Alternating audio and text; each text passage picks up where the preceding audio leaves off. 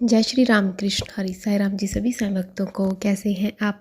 I hope बाबा की कृपा से आप सब लोग अच्छे होंगे और स्वस्थ होंगे।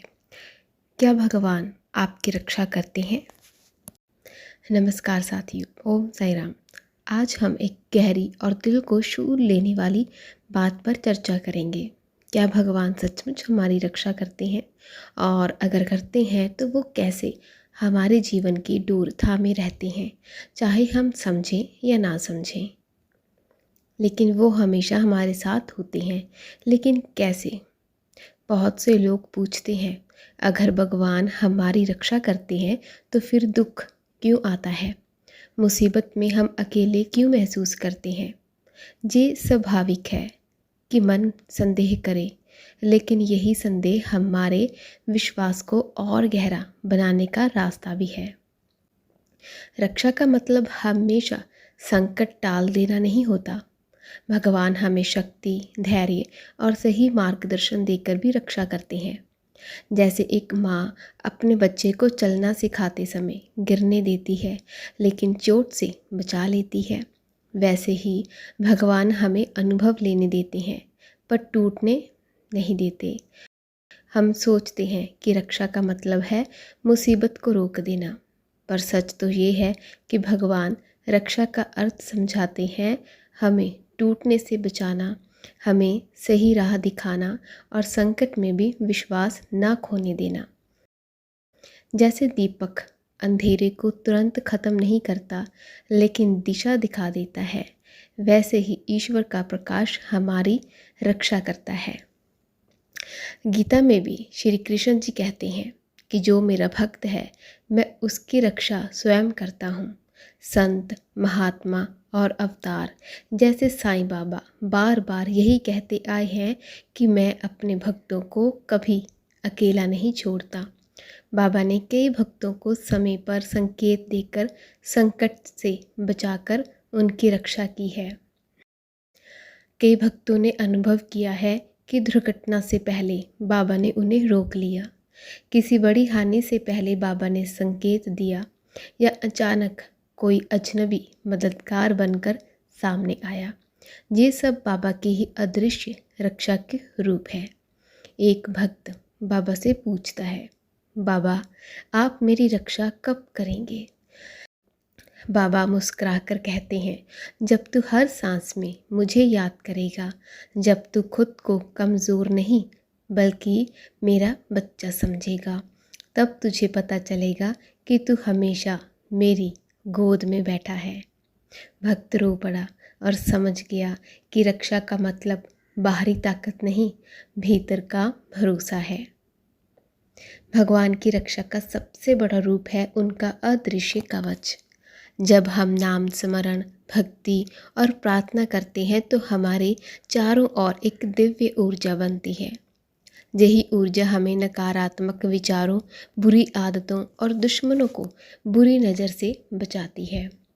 जब हम नाम स्मरण करते हैं, ओम साई राम, ओम नमः शिवाय, ओम श्री कृष्णाय नमः, तो हमारे चारों ओर एक ऊर्जा का कवच बनता है। आपने महसूस भी किया होगा, ये कवच हमें नज़र, भय, नकारात्मक शक्तियों और गलत विचारों से बचाता है। कभी ध्यान करें, जब आप मन ही मन भगवान का नाम लेते हैं तो भीतर कैसी शांति आती है। वही शांति रक्षा है। हमें क्या करना चाहिए? सिर्फ मांगने से नहीं, बल्कि भरोसा रखने से भगवान की कृपा प्रकट होती है। रोज़ कुछ समय प्रार्थना, ध्यान और नाम स्मरण को दें। कठिन समय में भी सोचें, भगवान मेरे साथ है, उनका हाथ मेरे सर पर है। भगवान रक्षा करते हैं, पर हमें भी प्रयास करना है। क्या प्रयास करना है? आस्था बनाए रखना, नाम स्मरण करना, दूसरों की मदद करना, और सबसे ज़रूरी विश्वास रखना कि चाहे हालात कैसे भी हो, भगवान ने हमें छोड़ा नहीं, वो हमारे साथ है। हाँ, भगवान हमेशा हमारी रक्षा करते हैं, कभी प्रत्यक्ष रूप में, कभी अदृश्य रूप में। उनकी रक्षा का सबसे बड़ा तरीका है हमें सशक्त बनाना, हमें सही राह दिखाना और हमें आस्था में अड़िंग बनाए रखना। याद रखिए, जिसका रक्षक स्वयं भगवान हो उसका कोई क्या बिगाड़ सकता है। भगवान आपकी रक्षा करते हैं, कभी माँ की तरह, कभी पिता की तरह, कभी मित्र की तरह और कभी मार्गदर्शक की तरह। हमें सिर्फ याद रखना है, जब हम उनके साथ हैं तो हमें कोई डरा नहीं सकता, क्योंकि अगर उनके होते डर गए तो बाबा का साथ होने का, बाबा का रक्षा करने का क्या मतलब।